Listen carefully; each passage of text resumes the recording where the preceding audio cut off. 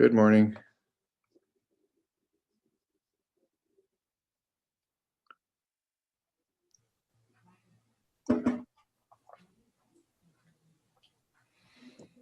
Morning, Dr. Kerr.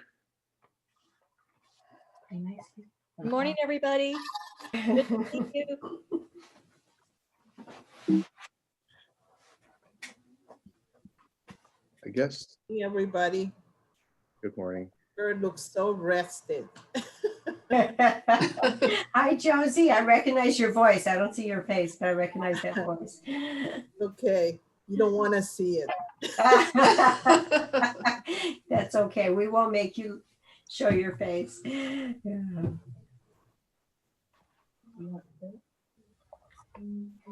Thank you. Maybe like one more minute and then we'll, because it seems like I'm sure people were trying to finish up the last session and then get connected now because it seems like people are still popping in. So get started. Yeah. Hi, Oscar Lopez from Escondido Adult School. How's it going? Oh, hi, Oscar. Yeah, we were just asking people a few minutes ago where people were from. I think you have someone else from Escondido there. And we were saying that we know of a couple people from Escondido. We have Hacienda La Puente represented here. What other schools are here? Poway Adult School, San Diego, North San Diego County, just next door to Oscar's school. I've heard of Poway. I don't think I know anyone there, but I've heard of Poway. Yeah. Our director is Kathleen Porter. You may have heard or seen her present. Yes, I've met Kathleen.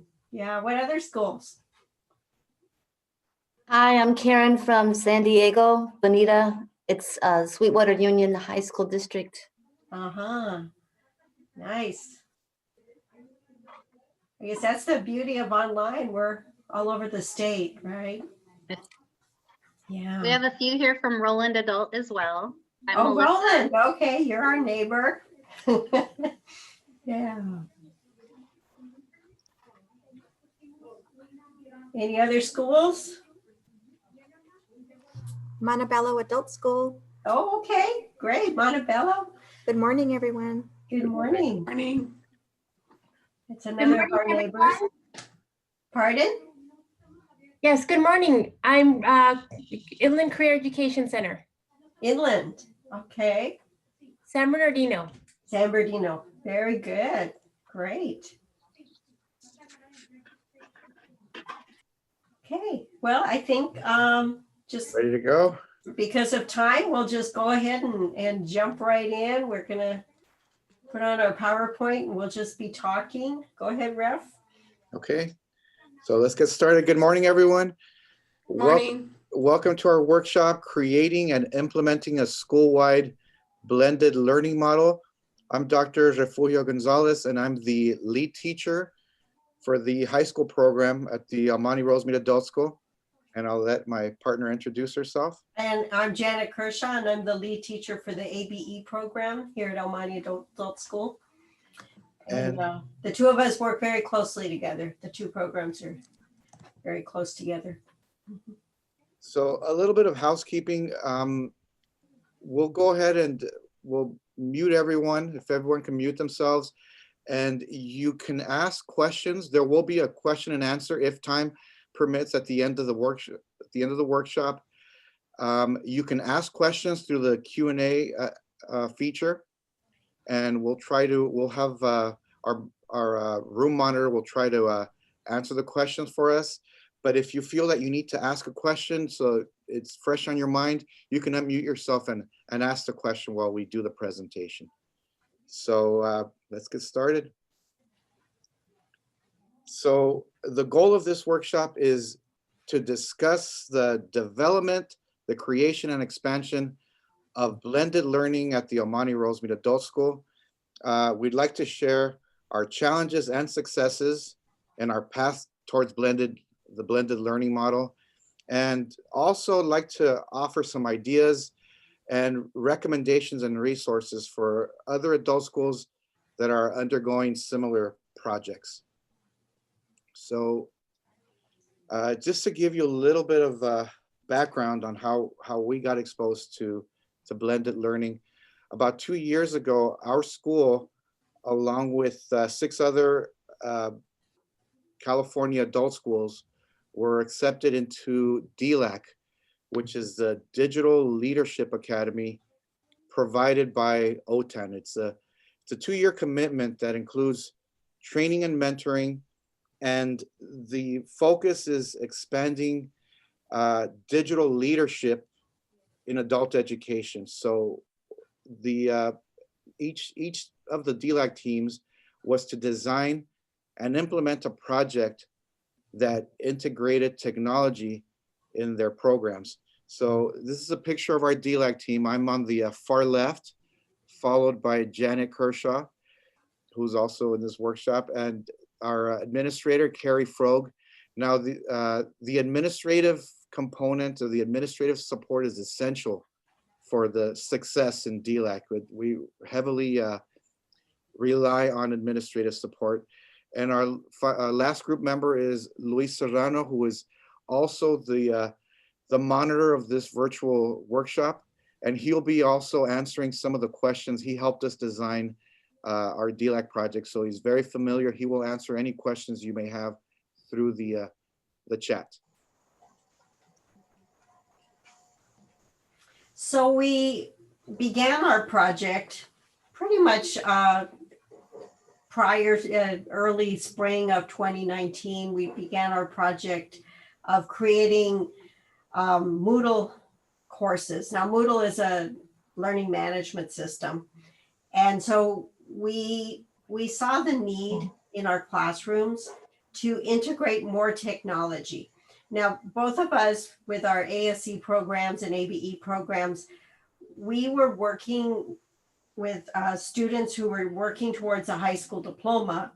And there were 4 ways that students could earn credits. We have 4 types of courses already within our programs.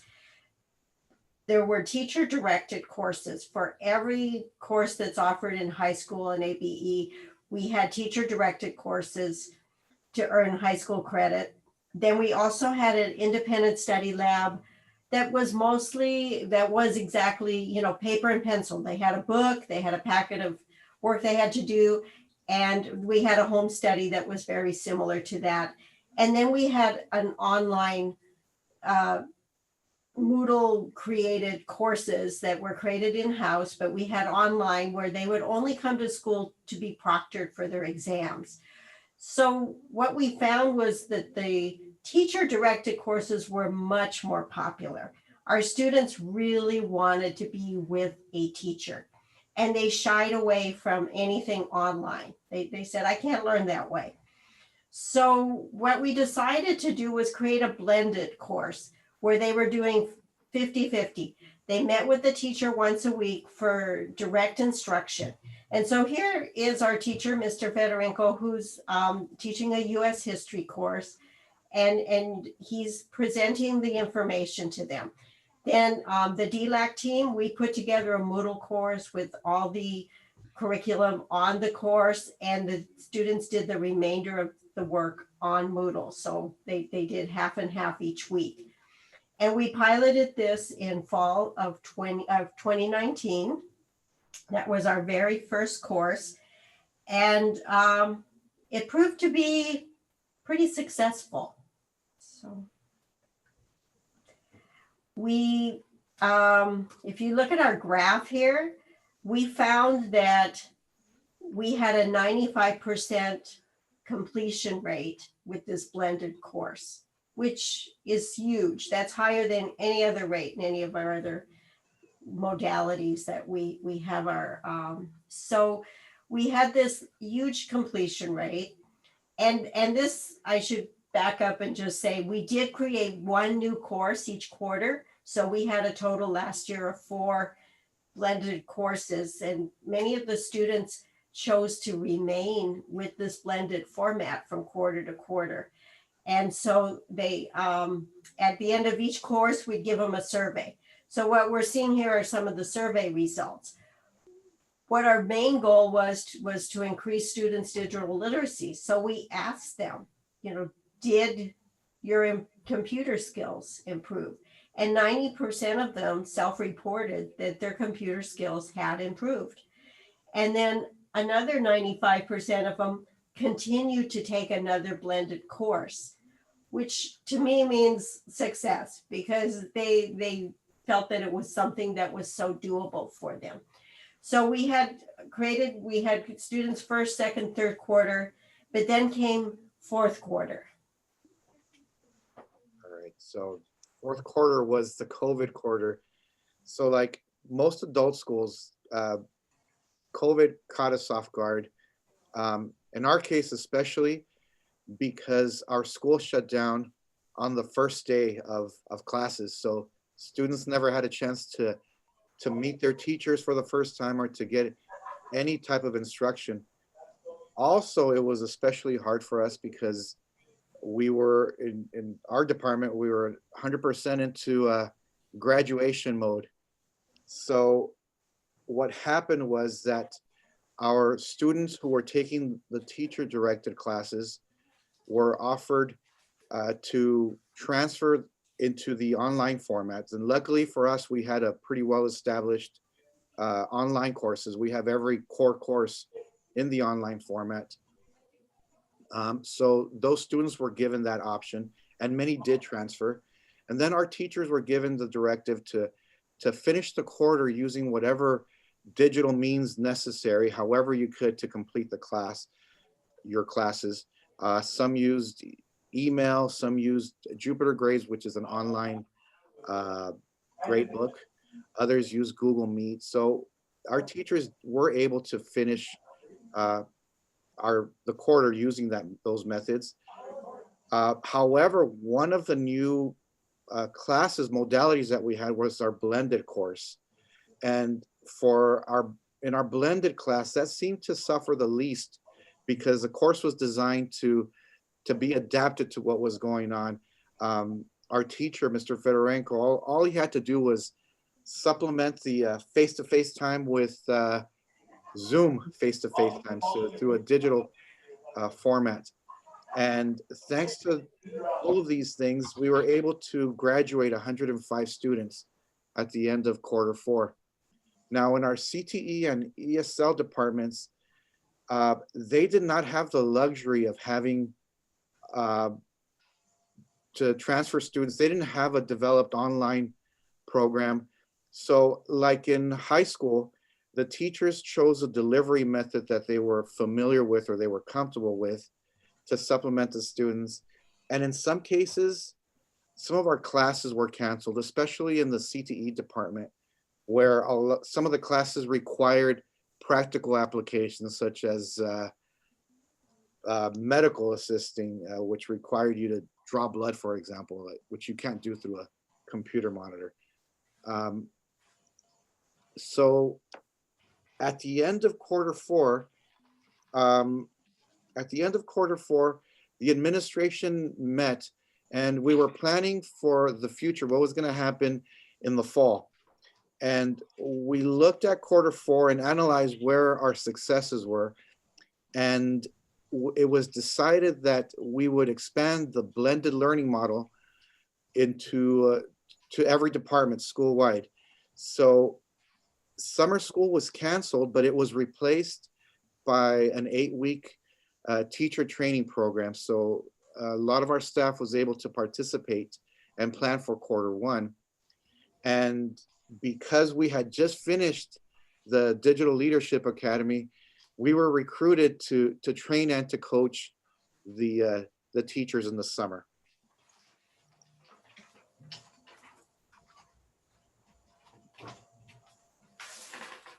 So now we had this big project, the DLAC team. And so we started planning and of course we started setting goals. And our first goal was we wanted to model it after the DLAC training that we had received. And we felt that one of the things that we got through DLAC was a better understanding of distance learning, blended learning, what strategies, what different types of models there are out there, what are best practices. So we wanted to make sure that our teachers didn't only just get how to use the learning management system, they also needed to learn about blended learning. Majority of our staff were solely teacher-directed courses. They had no experience with blended learning. And then we had the 3 different departments that are quite different from each other with different needs. And we had to tackle, how do we do this with meeting each department's needs? So the departments set their own goals. They decided which courses would become the blended lab courses. They decided which instructors would work on which course. And what we did was we decided that each participant in the course would build their own course on Moodle, or pair up with 1 or 2 other teachers to build one course on Moodle. For example, in ESL, their levels of ESL, 1 or 2 teachers created level 1. Another couple teachers worked on level 2. So there was one core course for any teacher who taught level 1 to be using in the future. So these were the courses that would be passed out to every teacher who taught that course, whether they created it or not. So this was another challenge, of course, because we had to make sure that things were very easy to access for whatever teacher would teach this in the future. Whatever was attached to the course had to be accessible. And then the last challenge, the goal was to teach every staff member how to use Moodle. And we had at that time probably about 5 staff members who did know how to do Moodle, but that was 5 out of about 70. So we had majority of staff members who'd never used Moodle.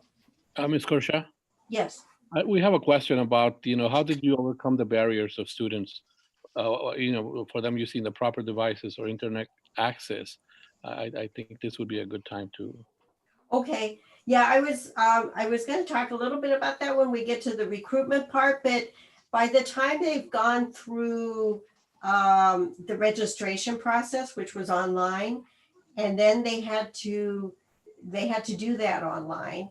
They had to have a virtual meeting with a staff member to do the assessment.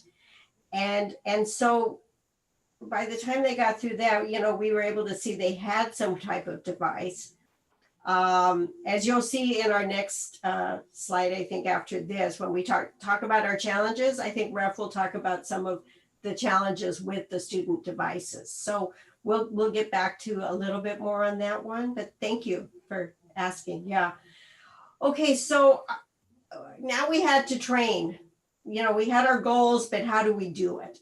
So what we did is we created a Moodle course to teach the staff everything they needed to know, including blended learning and how to use Moodle, how to attach things to Moodle. So the faculty and the admin all enrolled in this Moodle course. And then the 3 of us were the instructors. We had approximately 55 participants. So it was a very large group. And we broke the 55 into 5 different groups. According to their, ESL had a couple of groups, lower level ESL, higher level ESL, a couple different groups in CTE.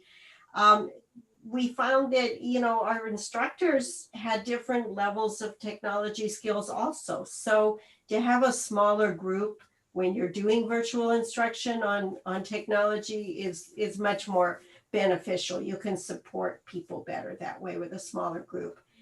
And then we would meet with them every week. We'd have one virtual training, which meant that we did this 5 times a week.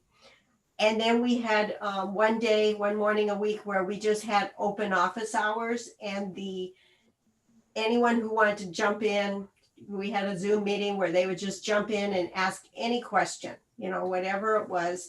And we would meet with whoever happened to show up that day. So they had that additional support. I should say that the administration had set it up. So this was an 8-week during our summer school. The part-time teachers were given 10 hours a week, and the full-time teachers were given 20 hours a week. And we calculated we would have about 2 hours of training within that 10 hours or 20.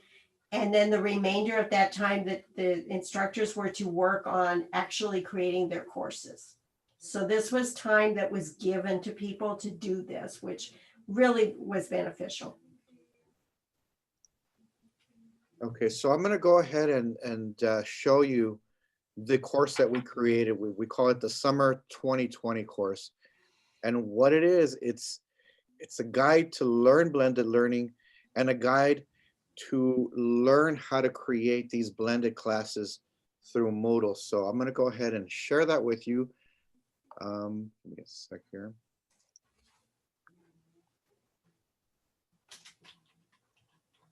Okay. So this is the 2020 Summer Project 2020 class.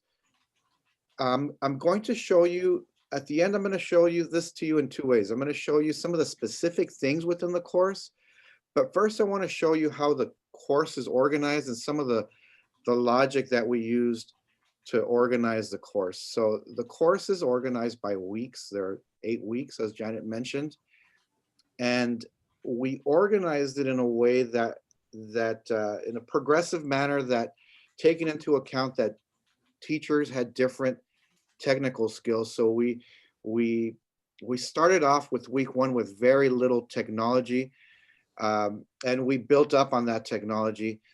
And also we organized the class in a manner that coincided with the creation process and the planning process of their courses that they would be working on. So let me start. I'll show you what we did week by week. So in week 1, like I said, very little. The teachers were introduced to the basics of Moodle, but we also talked a lot about the theory of blended learning. We talked about the various aspects of blended learning and how blended learning works. And also we started talking about how to design your course. And we had the teachers look at their curriculum, plan and outline their future projects. And in this case, the administration had every department had a different plan. So they had to work with administration to determine the needs of each department. So in week 2, teachers learned a little bit more about blended learning, and we introduced some of the elements of Moodle that were necessary. So they learned how to create assignments and forums. Now, these are things that they participated in as students, and now they were learning how to create them as a teacher or a course creator. And in week 3, we taught how to add web content, how to add videos, links to websites, how to add files onto their Moodle course. In week 4, we taught how to create lessons using their curriculum, how to create the various types of lessons that can be created in Moodle, such as a linear lesson or a non-linear lesson with various assessments. So then we moved on to assessments, and we taught how to create quizzes and tests. And as they became more familiar with Moodle, by week 6, they were very familiar with Moodle, or definitely more familiar than they were. We showed them course management, basically how to be a teacher in Moodle, how to use a grade book, how to take attendance. And as our staff became more familiar with Moodle, and they were able to, week 7, hopefully we were reaching the end of their projects were nearing an end. They learned how to customize Moodle and how to make Moodle more teacher and student friendly, how to make it more visually pleasing. And finally, week 8, we learned about virtual meeting rooms, specifically Zoom. We had been using Zoom throughout the 8 weeks. So we looked into some of the features of Zoom, like breakout rooms and so forth. And also we put the project together. We talked about the last steps, some of the things they needed to do to be ready, what to expect on day one. So those were things that were reviewed on week 8. So let me go back to the top and show you some of the specifics within the course, some of the elements that we used. We had, in the beginning, we had a resource section. Every meeting was recorded, and we had a link to shared drive. So every department had a shared drive, and we posted all the recordings in the shared drives, and it was a place for teachers to share resources. So every department had their own drive. There was access to the Zoom meetings within the course, so you can see the schedules that we had, and then we had our open hour sessions on at the end of the week. A lot of blended learning articles and theory. Also, one of the things that I forgot to mention was that every teacher was enrolled into this summer 2020 course as a student. However, we created a class, a blank class for them, a blank shell, for them to practice and for them to submit assignments that we wanted them to create. And so it was a place where they can practice using Moodle, and they didn't have to worry about breaking it or changing anything. And also they were assigned a blank course. This is where they would be creating, once they became familiar and they mastered it on their practice course, they would put it onto the course, their project course, the course that they were to submit at the end of the 8 weeks.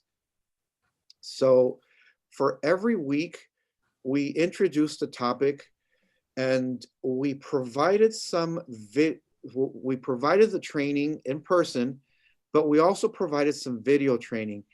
Now, going back and looking for resources on YouTube for us to show our teachers, we noticed that a lot of the videos that were out there were outdated. We were lucky enough to have our own Moodle server, and with a new Moodle server, we also had the latest version of Moodle. So those videos were pretty much obsolete to what we were doing. So we created videos for every topic that we discussed. I'll show you a video, for example. This is on how to submit Moodle assignments. So we made the videos using the format that you will learn how to submit assignments in Moodle. Okay, so using the same version that our teachers were using. And one of the things that we liked is that for every video that was created, there is a corresponding PowerPoint. For example, a video on submitting Moodle assignments has a PowerPoint on how to do the same. So not only do you get it in audio and video, but you get it written and organized in PowerPoint format. So for those who prefer, I want to skip the video, they don't want to listen to my voice, they can simply look at the PowerPoint and follow the PowerPoint. So every video had its own PowerPoint. And as we go through, like Janet said, we wanted the teachers to experience being a student. So for example, they submitted assignments as students, and then we had assignments, we had an assignment to create an assignment. So everything they experienced as a student, they created as a teacher. That includes assignments, that includes adding videos, that included taking quizzes and creating quizzes. So basically, this is our course. And now that we showed you what's in the course, the question is, at the end of week 8, when we taught this last class, we had 2 weeks before before day one. So 2 weeks from week 8, we were getting ready to pilot. Getting ready to pilot these courses that were created. We were getting ready to start. So Janet's going to tell you a little bit about how it went on day one, fall 2020. So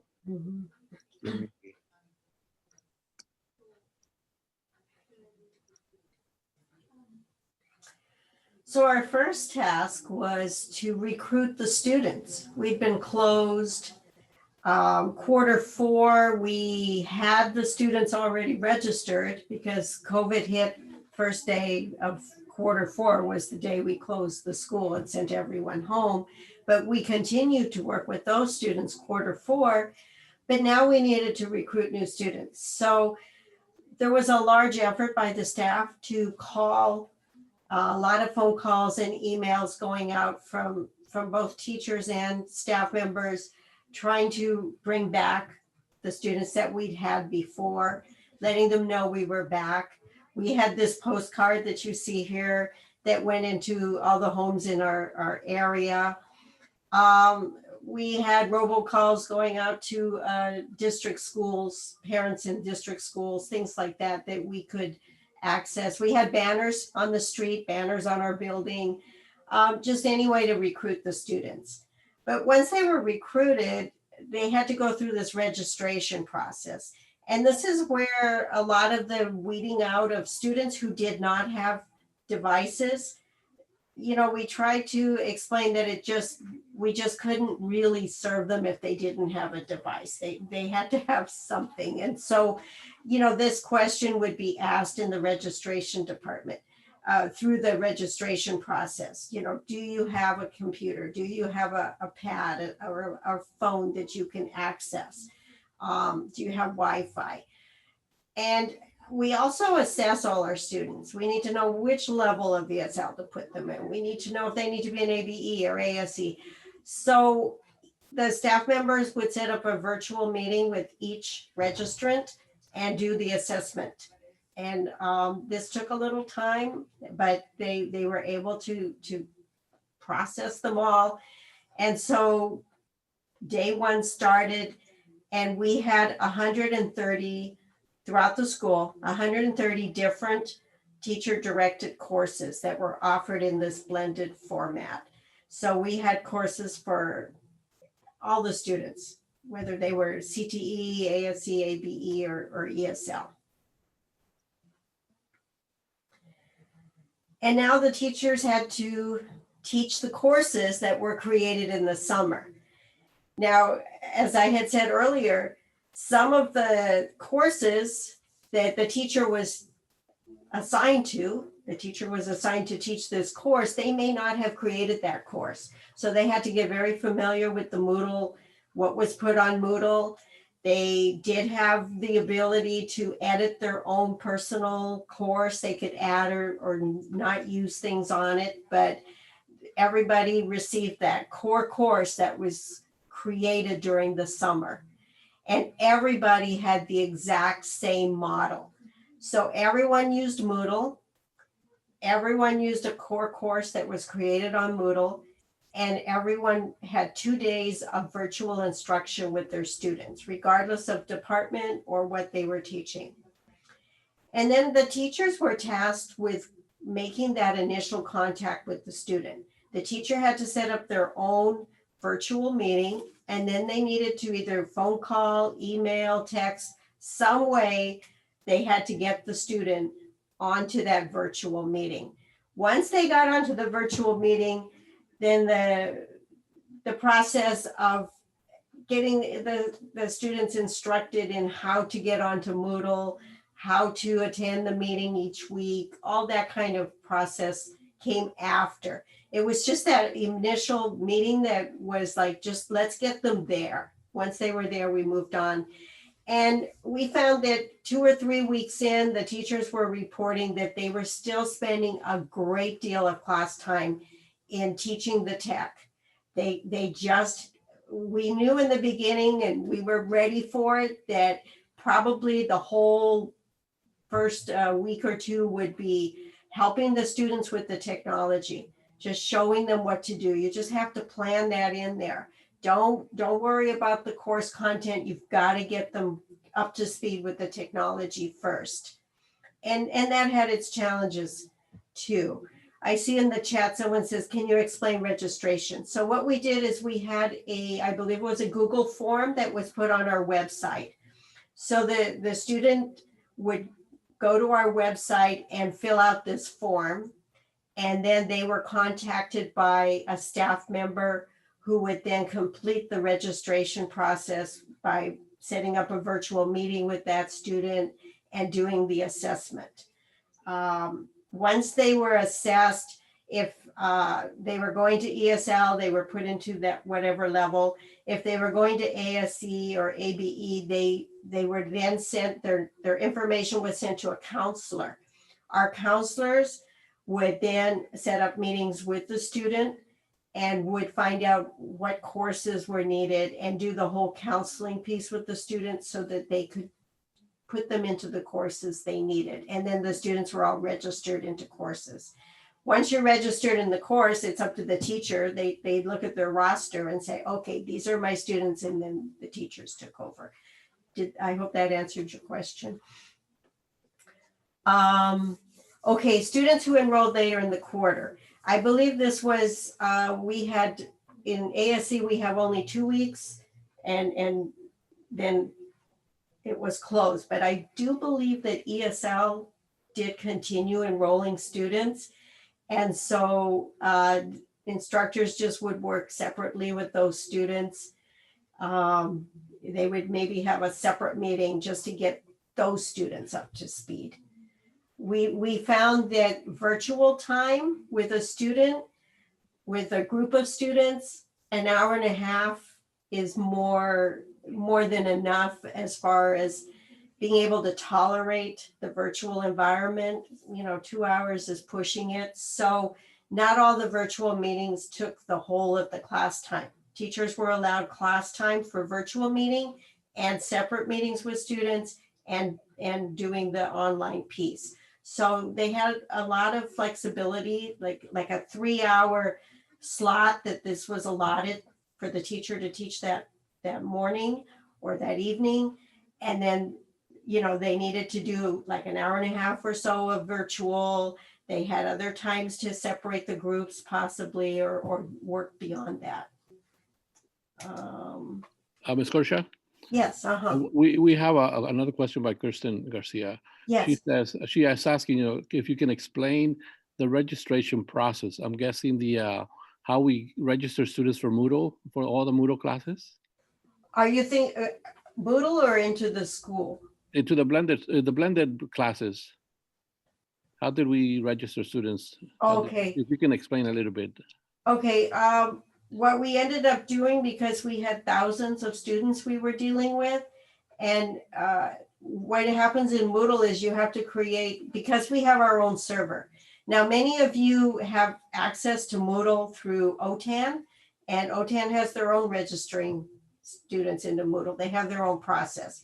We have our own in-house process, but you have to create a student account in Moodle when you have your own server. And the way that was done was by ASAP would just download every evening all the new students into Moodle.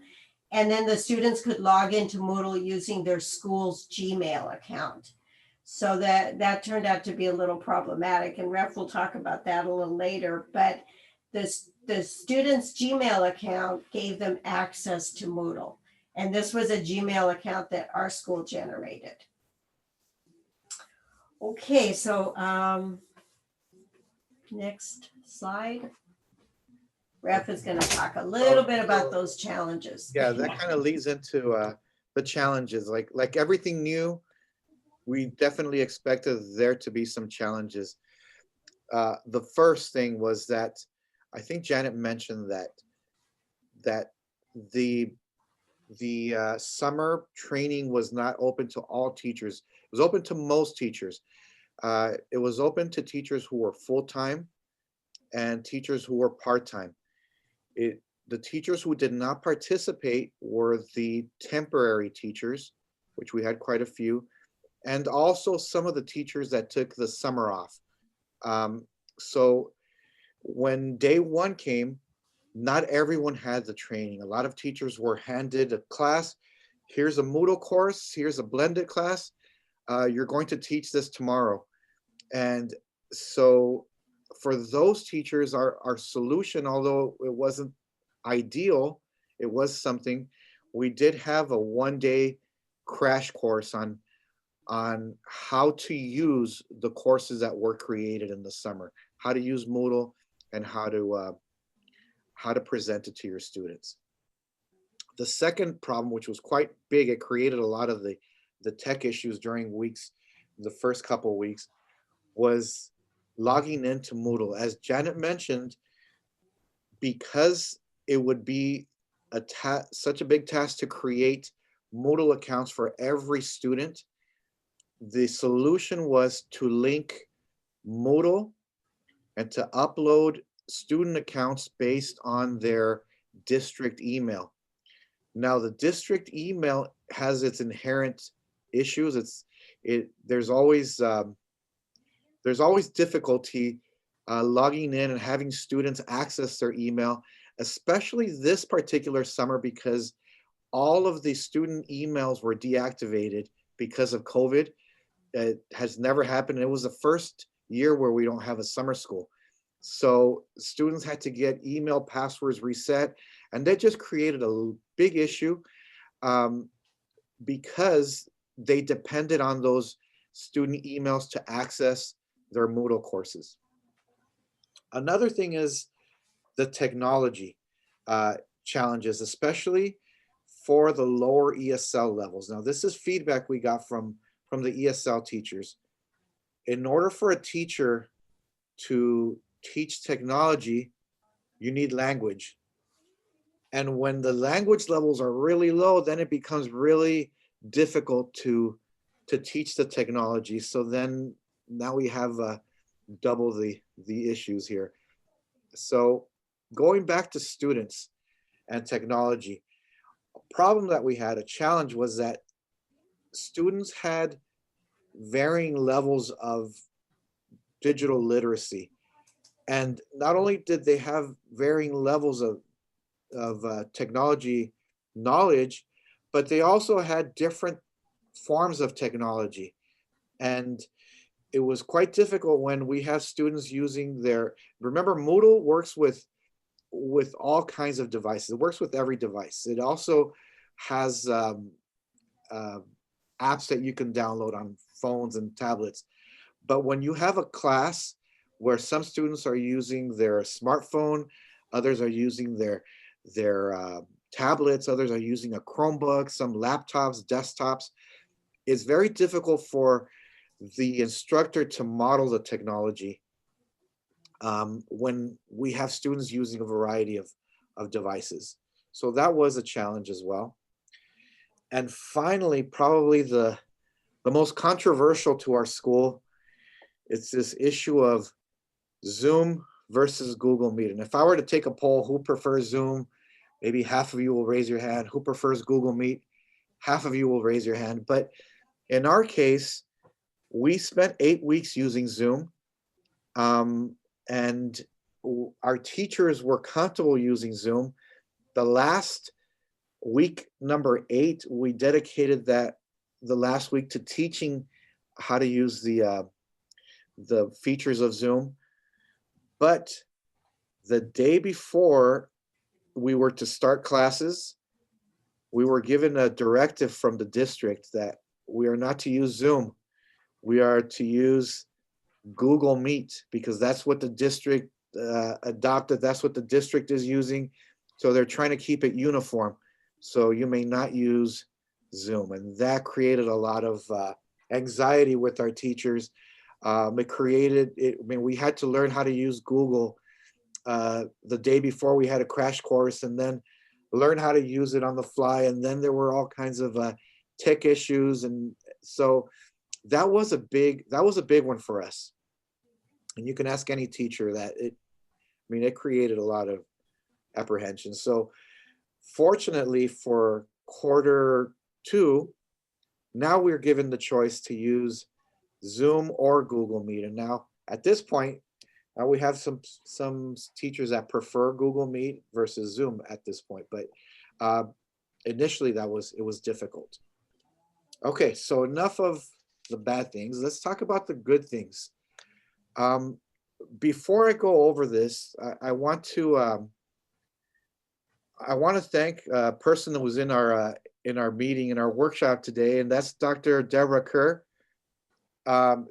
Dr. Kerr made all this possible. I don't know of any other adult school that had an extensive training project like we did. And I know this was one of her last executive orders before retiring, and that was to get us the 8 weeks of training. So thank you, Dr. Kerr. So to begin with, in the beginning, our teachers were a little bit apprehensive, but we had great teacher buy-in. The teachers were invested from day one. They were committed and they took ownership of this project. And the end result were some beautiful courses they developed. You should see some of the classes that came out. They went beyond what we taught.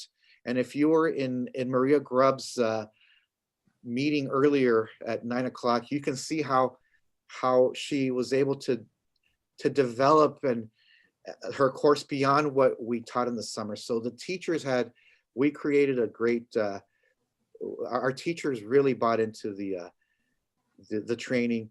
And likewise with the students were committed. They were open-minded and they met the challenge of continuing their education in a format that was new to them. And they were patient with the teachers. And thanks to this, our bragging rights are Q1, we were able to offer 130 courses with over 2,200 students participating. And of those, over 1,300 were completers, which means that they were able to complete ESL, move on to the next level. They completed their CTE courses and they earned high school credits. So we're really proud of that. Another thing is that we created a support system among our teachers and staff, starting from the administration to the DLAC and technical team. And they are supported by their program administrators and their lead teachers. And amongst themselves, the teachers have created a great support system. They're able to basically teach each other some of the new things they've learned. And we're really proud of that. And a testament to our success in Q1 was how much easier Q2 was for us. It was basically smooth sailing. A lot of the teachers had 1 quarter under their belt. A lot of the students were returning students, so they knew how to access and use Moodle. So definitely Q2 was a lot smoother than Q1. So I know, you're probably thinking, how can I possibly do this at my school, or what part of this could I take with me?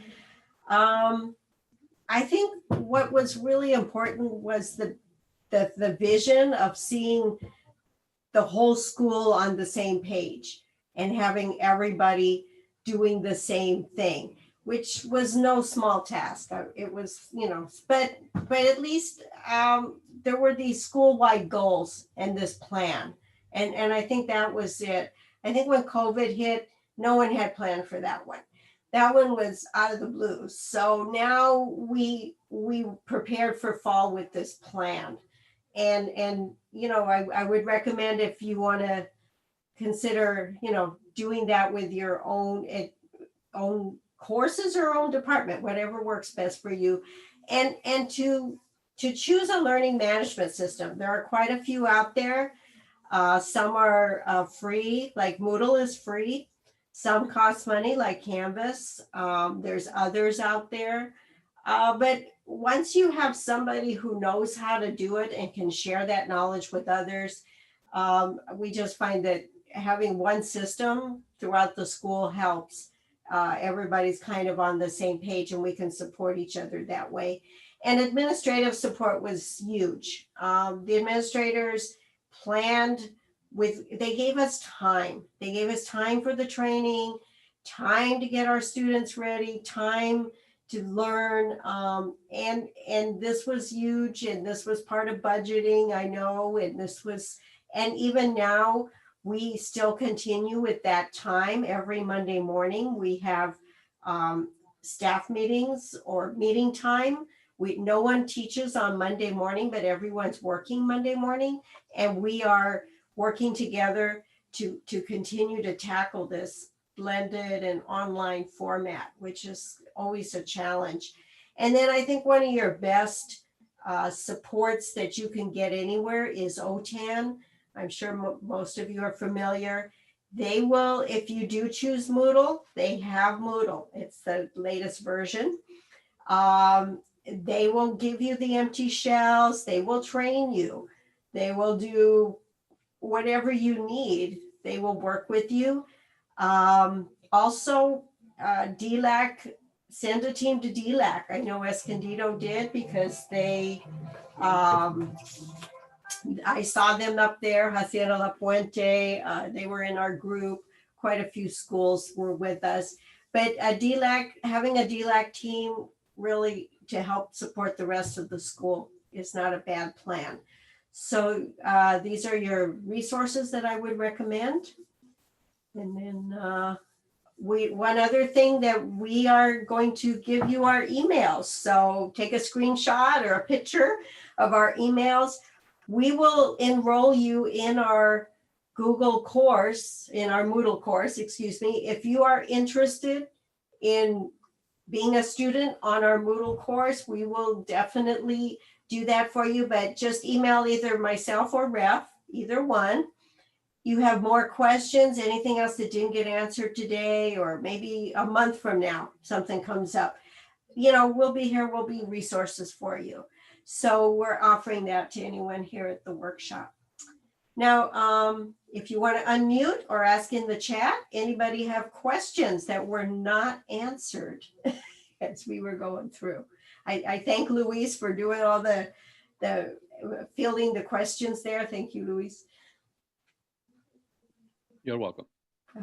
It was a great example for the rest of us. I think you guys really took a leadership probably across many adult schools by initiating. Obviously, the person that led the effort really saw the future and Yes. pegged it well. You know, looking in the rear view mirrors kind of thing, I'm sure many of us wish we had done.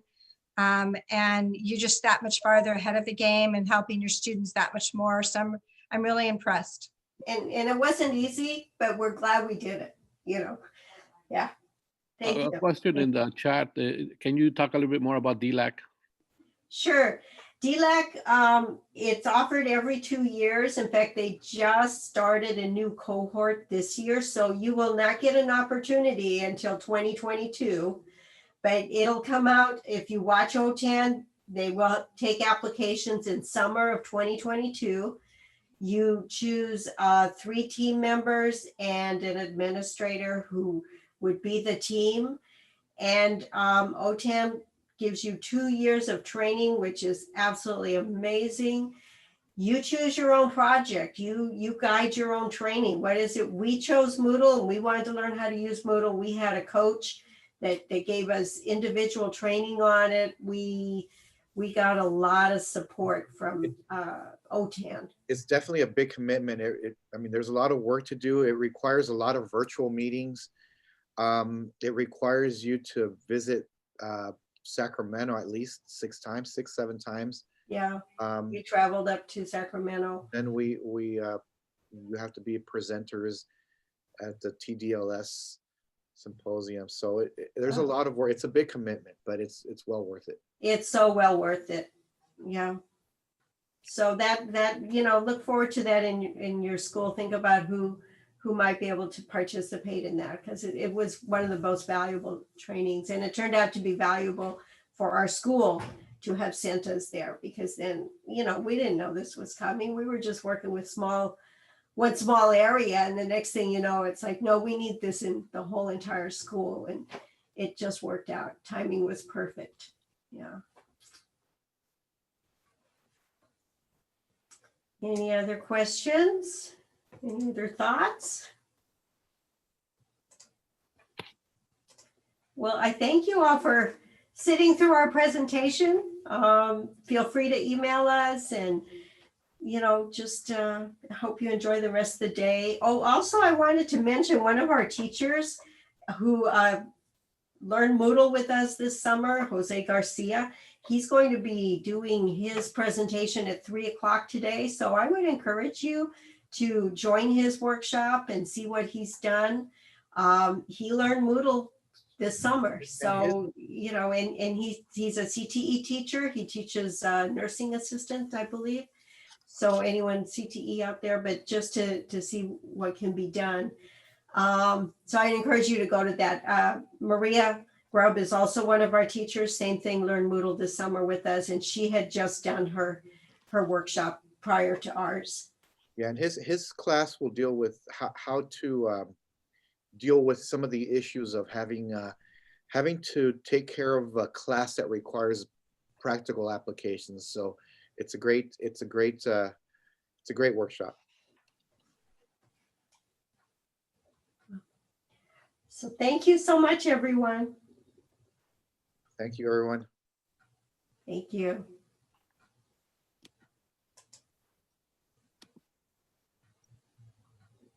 Thanks, Ref and Janet and Louise. Thank you so much. Thank you. You're Josie. welcome, Great job. Josie. Thank you for Welcome, recruiting us. Mhm. I know it's been a tense 2 months, let me tell you. Just to How's get, the conference going, Josie? so far, I don't